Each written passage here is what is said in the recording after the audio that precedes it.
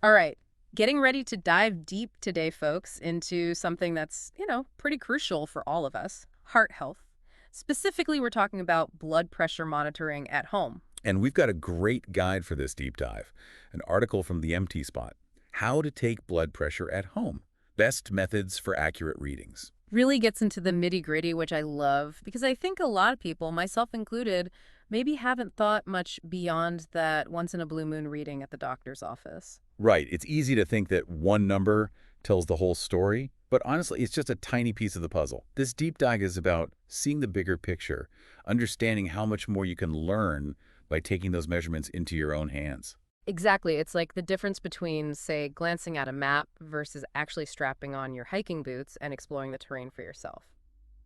But before we get too far ahead of ourselves, let's start with the basics. What exactly are we talking about when we say blood pressure? What's going on in our bodies? Well, think of it this way. Your arteries are like a highway system, and your blood is the traffic flowing through. Blood pressure is essentially the force of that traffic pushing against the artery walls. Okay, I like that. Hmm. So how do those two numbers we always hear, systolic and diastolic, fit into that picture? Ah, those numbers, measured in millimeters of mercury, mmHg for short. They tell us the peak and resting pressure of that blood flow. So systolic, that's the top number. That's like rush hour on our highway, the highest pressure when your heart's actively pumping blood out. Yeah. Then you've got diastolic, the bottom number, which is more like late-night cruising. It's the pressure when your heart is relaxing between beats. So it's about understanding the extremes of that force against our artery walls. But why should we even care about knowing our own WN blood pressure? Isn't that what doctors are for? Here's the thing, though. Yeah. Just like traffic patterns can change throughout the day, so can your blood pressure. That single snapshot at the doctor's office, it might not tell the whole story. Ah, you mean like what is it called? White coat hypertension. It's like stage fright, but for your heart, right? Exactly. Some people, they just tense up in medical settings and their blood pressure goes through the roof, even if it's usually perfectly normal. Yeah. Home monitoring, it takes that anxiety factor out of the equation, giving you a much more accurate, continuous picture of how your heart's doing, day in and day out. It's like comparing a quick snapshot to having a whole photo album. You get a much richer understanding of what's really going on just by having more data points. And that data, it can be incredibly valuable. Let's say you start making healthier choices like exercising more or cleaning up your diet. Well, home monitoring, that lets you actually see those changes reflected in your blood pressure. It's like getting points for making good choices, which can be incredibly motivating. Or imagine you catch a sudden spike in your readings. That could be a really early warning sign of something else going on, giving you time to address it proactively with your doctor. Okay, so we're not just collecting numbers for the sake of it. It's about having a conversation with our bodies, understanding those signals. Precisely. Knowledge is power, especially when it comes to our health. And speaking of knowledge, I think it's time we dig into the how-to. We've established why home monitoring is so valuable, but what's the best way to go about it? That's what I'm here for. Let's talk tools of the trade. What kind of monitors should we even be using? I'll admit, I just assumed you slap on any old cuff and you're good to go. I wish it were that simple. But you've hit on a crucial point. Not all monitors are created equal. So what should we be looking for? What's the gold standard? When it comes to accuracy, the article is clear. Upper arm monitors are the way to go.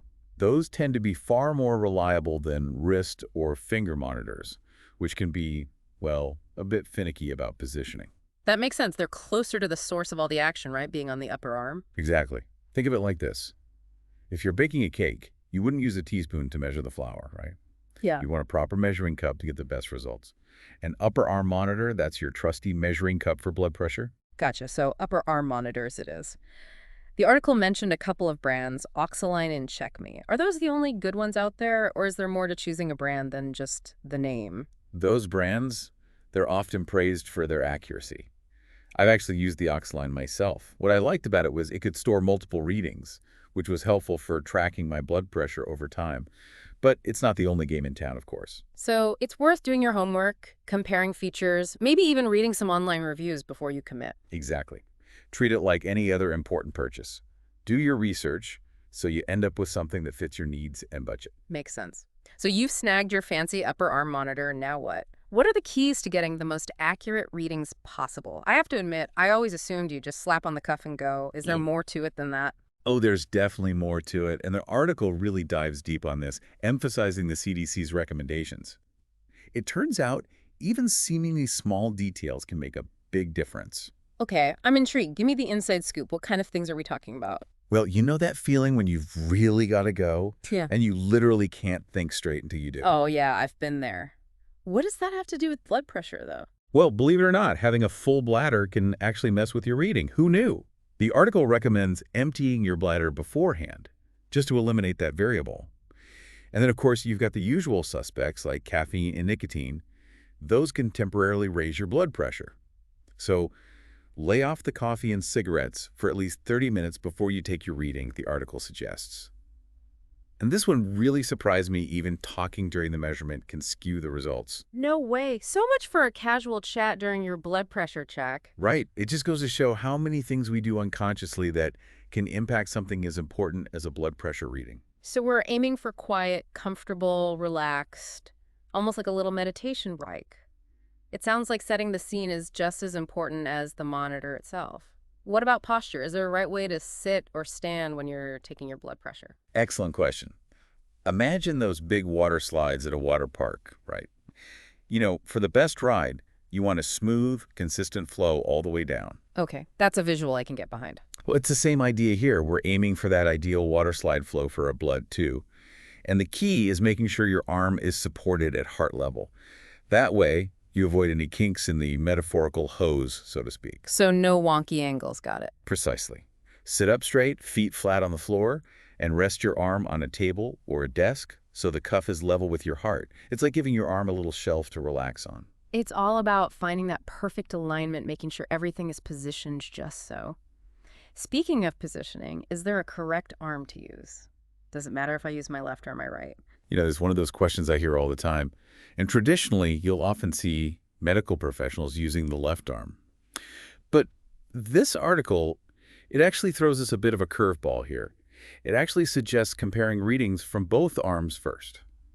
Interesting. So measure on both, and then use the arm with the higher reading for all your future measurements. You got it. Seems a little counterintuitive, but according to the American Heart Association, that's the most accurate way to go about it. Ensures you're always accounting for the higher reading, which is obviously important for managing your blood pressure properly. Well, you learn something new every day. This deep dive is already full of surprises. Okay. Last question on this. What about lying down? Can you take your blood pressure lying down, or do you always have to be upright? Another good one. And the answer is yes. You can absolutely take your blood pressure lying down. But again, that magic arm at heart level rule, it still applies.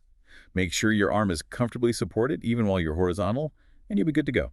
Got it. So basically, wherever that arm goes, the heart wants to be its buddy. Find a routine that works for you, be consistent, and of course, always discuss your readings with your doctor. Goodness, said it better myself. Now, about those readings, this article dives into some interesting nuances about timing and medication that I think you'll find fascinating. Yeah, speaking of readings, it's interesting. Even the timing of your blood pressure meds, it can actually throw things off. Really? I'll be honest, I've never even thought about it. Yeah. I just, take my medication and go about my day. Is there a wrong way to do it? It's not so much about right or wrong, but more about, understanding the timing aspect. You see, there's this advice floating around out there telling folks to wait, 3 to 5 minutes after taking their meds before checking their blood pressure. Yeah, I've heard that too. I always figured it gives the meds a minute to, kick in. Makes sense, right? But this article, it digs into this fascinating study from 2017, and they actually recommend a much longer wait time, at least 25 minutes after taking medication. 25 minutes? Whoa, that's way longer than I would expected. What's the deal with that big of a difference? Accuracy, that's the key. See, that 3 to 5 minute window, it might not really show how your medication is actually doing its thing in the long run. But waiting 25 minutes, like the study suggests, that gives you a much better picture of how your medication is performing, not just in those first few moments after you take it. Wow, that's a game changer. I mean, could you imagine thinking your meds weren't working properly when really it was just a matter of, waiting a bit longer to check? Exactly. It just goes to show staying informed and curious can make all the difference. And of course, always talk to your doc about any questions or concerns you have about your medication or your blood pressure in general. For sure, they're the experts. But let's shift gears a bit here. The article also talked about ways to lower your blood pressure naturally without having to rely on meds alone. I thought that was really empowering. It's like they say an ounce of prevention is worth a pound of cure. As vital as monitoring is, it's equally important to, get to the root of things. It's like taking a holistic view of our health, right? It's not just about putting a Band-Aid on the problem. We've got to look at the bigger picture. Exactly. And when we're talking about blood pressure, making those healthy lifestyle changes, those are like the ultimate power moves. So, what are we talking about here? Spill the beans. Is it all just eating our veggies and hitting the gym? You know it. A lot of it is stuff we've heard before, but that doesn't make it any less important, right? Yeah. Maintaining a healthy weight, regular exercise, can't stress that enough, and yep, you got it. Eating a balanced diet that's packed with fruits, veggies, and whole grains. Those are non-negotiables, Mm-hmm. and the research backs it up again and again. It's like the foundation of a healthy heart. But you wouldn't build a house without a roof, right? That- So, what else can we do? I see what you did there. And you're right, don't underestimate stress. That constant stress, it can do a number on your blood pressure. Finding ways to unwind, whether it's meditation, getting out in nature, or just chilling out with a good book. It all makes a difference. It's about like creating those little pockets of peace in your day, right? Exactly. Yeah. Now, moving on from lifestyle tweaks, this article, it actually delves into some pretty cool different methods for measuring blood pressures that I think you'll find fascinating. We've talked about home blood pressure monitors, but there's a whole other world out there. I'm all ears. The article, it did mention something about stethoscopes and, what was that other word? Sphygmomanometers? Man, that's a mouthful. What's the story with those? Huh? It's a tongue twister for sure. But yeah, that, my friend, is the OG way of measuring blood pressure. Been around for ages. So the sphygmomanometer, that's the cuff you see with the pressure gauge, and the stethoscope, well, that's the trusty listening device docs use to hear your heartbeat. The classic doctor's office setup. Makes sense. To be honest, I never really understood how that whole thing worked. It's actually pretty ingenious. So basically, the trained professional listens to the sounds to your blood flow as the cuff inflates and deflates, and from those sounds, they can pinpoint your systolic and diastolic pressures. Wow, that's wild. I can barely find my own pulse, let alone hear those subtle changes in blood flow. Yeah, it takes skill, no doubt. While it's still the gold standard in clinical settings for everyday monitoring, most people find home monitors way more convenient and easier to use. Right, makes sense. Speaking of convenient, what about all those blood pressure apps I see advertised? Can those actually give you accurate readings? That's a great question, and a really common one too, honestly. While there are tons of apps out there claiming they can measure your blood pressure just by using your phone's camera or sensors, the technology just isn't quite there yet. So those apps that say you can check your blood pressure just by, like, pointing your phone at your finger, those are more hype than reality. Exactly. Don't fall for it. Stick to a dedicated device for the most accurate readings. All right, so trusty monitors it is. But the article did mention that some apps can be good companions to traditional monitors, right? Absolutely. Think of them like digital health journals for your blood pressure. They can sync with your monitor to store and track your readings, even analyze them over time. That way you can, easily spot any trends and share that info with your doctor. That's super handy, like having a blood pressure assistant in your pocket. What about those smartwatches? They seem to do everything these days. Can they accurately measure blood pressure, or is that still a bit out there? That's actually an area where there's a ton of development happening right now. Some of the newer smartwatches, they've got these sensors that can measure something called your pulse wave velocity, which is actually related to your blood pressure. Interesting. So it's not directly measuring your blood pressure, more like estimating it based on other stuff going on. Exactly. It's kind of like, I don't know, trying to guess how big a wave is based on how fast it's moving towards the shore. It gives you a clue, Yeah, but not the full picture. makes sense. And plus the accuracy of those smartwatch readings, it can be all over the place, honestly. How snug your watch is, even your skin temperature, it can all affect the results. So maybe take those readings with a grain of salt, so to speak. Exactly. They can be a good way to get a general sense of things, maybe notice any big trends, but don't rely on them to make any major decisions. Always consult with your doc for a proper diagnosis and treatment plan. Makes total sense. Now, you mentioned something earlier about, what was it, ambulatory blood pressure monitoring. Oh, yeah. Sometimes it's called 24-hour blood pressure monitoring. It's like having, a live feed of your blood pressure patterns, which can be super helpful for diagnosing certain conditions. Things like, for example, masked hypertension. Masked hypertension. That sounds kind of scary. What is that exactly? Basically, it's when your blood pressure seems normal at the doctor's office, but then it's actually elevated in other situations, like, say, at work or even when you're sleeping. Wow, that's crazy. So it's like your blood pressure has a secret identity, making it really hard to detect without this 24/7 monitoring. Exactly. So with this ambulatory monitoring, what they do is have you wear a special cuff, and it's hooked up to a little portable device.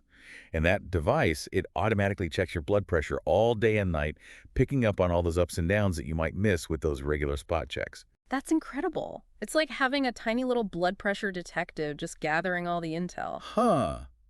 I like that. And all that detailed info, it can be a game changer for figuring out the right diagnosis and treatment plan.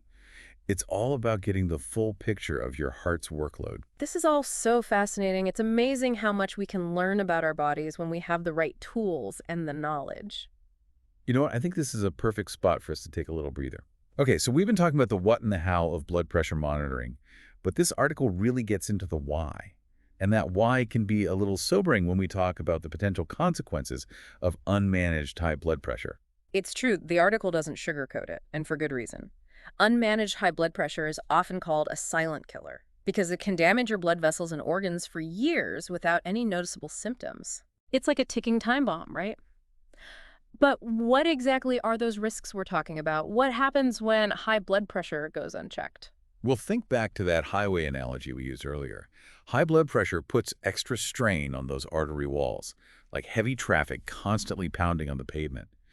Over time, that strain can lead to some serious damage. Okay, so that constant pressure takes its toll. What kind of damage are we talking about? The most well-known risks are heart disease and stroke. High blood pressure makes your heart work harder, like a car engine constantly in overdrive. That constant strain can weaken the heart muscle, increasing the risk of heart attack. So it's not just about the blood vessels themselves, but the engine that's pushing that blood throughout the body. Exactly. And because high blood pressure also affects those blood vessels, make them more prone to damage and blockages, it increases the likelihood of a stroke. Imagine a traffic jam in your brain caused by a blocked blood vessel. That's essentially what happens during a stroke. That's a powerful and frankly terrifying image. Yeah. It really highlights the seriousness of high blood pressure. And the article mentioned it's not just the heart that's at risk, right? Other organs can be affected too. Unfortunately, yes. High blood pressure can damage the delicate blood vessels in your kidneys, leading to kidney disease or even kidney failure. It can also affect your vision, potentially causing damage to the blood vessels in your eyes and increasing the risk of vision loss over time. It really does sound like a whole body issue, with high blood pressure impacting everything from our heart to our kidneys to even our eyesight. It makes you realize that managing blood pressure isn't just about some abstract number. It's about protecting our overall health and quality of life in the long run. You hit the nail on the head. It's about taking a proactive approach to our health, understanding the risks, and taking steps to mitigate them.